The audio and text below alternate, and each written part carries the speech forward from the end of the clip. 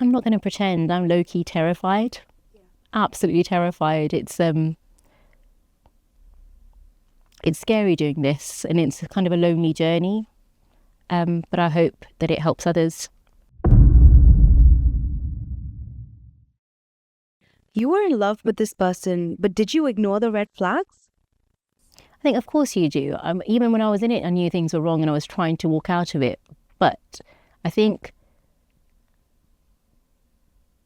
when you're in it, especially when it's a coercive controlling situation, it's difficult. But again, when this whole thing happened, it was a gradual thing. I didn't care I knew who he was, so I was being respectfully responding because of the family connection. But the first few years of it, I didn't really, things were happening, weird things were happening. But I was like, he's got a wife, he's got his family, it's their thing, not my thing. But slowly I was being included in groups and leaned on slowly.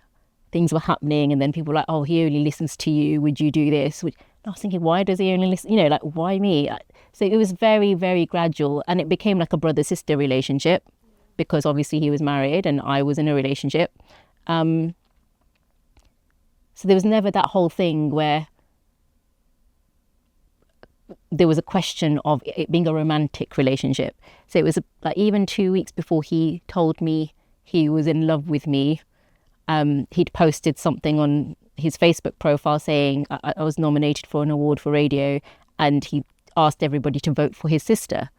So, for then it to turn, it was quite sickening. That was like, what the hell's just happened? And it took a lot of, I didn't want to do it. I refused for such a long time. And then by the time we did agree to be in a romantic relationship, it was, he was in palliative care. So at that point, I didn't think he was going to live longer than, I think, February, March, April, May, June, July, more than 6 months, 5-6 months, we've been told. And then, this sounds horrible, but then he didn't die. And then I'm in a situation, you've committed and you care about that person, right? You've been through hell, just gone through hell with him to get him to a point of recovery where he's not going to die, and you've been there for them. You have a bond. You do love that person, and and I would always said it's awkward. We need to see if the chemistry is there when we see each other face to face, but otherwise we were committed. And then it just got worse. And, it's from, I can always pinpoint, I know October 2015 was when it started getting bad, and then it got progressively worse. And that's when October 2015 was when I first started dropping the weight drastically. And so it just, the last few years were awful. How shocking was it to find out the perpetrator was Simran, your own cousin sister? I want to clarify a few things. So first of all, Simran's not my first cousin, so she's from the extended family. It wasn't a case of her and I were seeing each other all the time, but we've got so many connections. We're connected in so many different ways. I happen to be doing something at her school through work, so I'd see her there. There's connections on my mum's side of the family. There's connections on obviously the obvious connections through my dad's side of the family as well. Just the community in general. She's local, Gurdwara, whatever. So you know everything. But I wasn't close to her. I wouldn't have said I was close to her, but she's still my little sister. Family's family. This is the thing. It doesn't matter.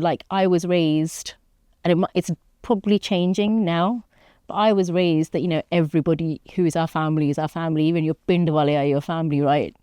So it doesn't matter how far removed that cousin is. She's my little sister. Meri Pana. That's it. Gal khatam. I think my weakness in this whole thing was my love of my family and looking after my family. Definitely. So that's my vulnerable point here. What would be your response to people that are saying, how did she not know? Why didn't she walk away? Those people who are trying to victim blame. Well, the first things first is it doesn't matter who I am. That the perpetrator should not do what they shouldn't be doing what they're doing. Why are we not asking that question? That should be the first question. That's crazy. Why did that person do what they did? What was going through their head? This is absolutely crazy. why is that not the first question? That's what we always need to ask. Why is that person doing that to that person? Like I said earlier, I could be the most naive, stupid, dumbest person in the world. It doesn't mean anybody has the right to do that to me or to anybody else. But in terms of red flags and all those kinds of things, like I said, it was family. There's lots of check boxes. I've got people in real life verifying things to me, some of them not knowing. Lots of my family were following the fake profiles, right? Lots of real family thinking they're following a genuine person were following fake profiles. Even in the last week, since the trailers come out, I've had an uncle message me, quite upset, who I used to see every week before my show. And I remember him constantly saying, oh, what is going on with Bobby? You know, maybe you need to marry him and sort him out. I was like, ugh, no. Like, I remember saying that to him. And I said, do you remember? And we had that conversation. And he said, he goes, but I didn't know it was a catfish. And I said, I know you didn't. Nobody did. But he's just like baffled. He's really upset by the whole thing. And this is what I mean. Nobody knew.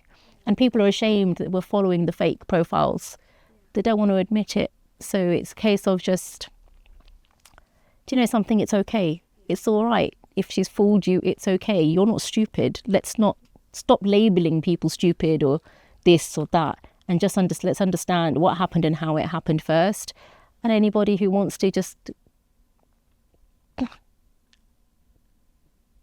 judge negatively, that's fine. They're entitled to their opinion. I'm not going to stop people from having their opinion, but please base your opinion on fact. Yeah. Right? And not be ignorant. That's all. Do you think people truly understand what you went through? Will they understand catfishing and emotional coercive control? I think catfishing itself is a very pop culture term, and we use it in language all day. I've like earlier on in a conversation, it was said I catfished myself. Like, it's kind of a very easy term to use now, and it's not a serious term. I use the term online entrapment, whether it be catfishing or whether it be a combination of what happened with me, which is combined real life and online.